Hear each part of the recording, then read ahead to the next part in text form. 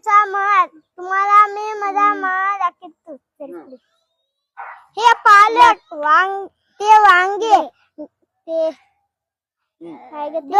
दोडके आणि हे आंबाडा आणि हे भेंद्र आणि हे पालक आणि हे आवऱ्याच्या शेंगा.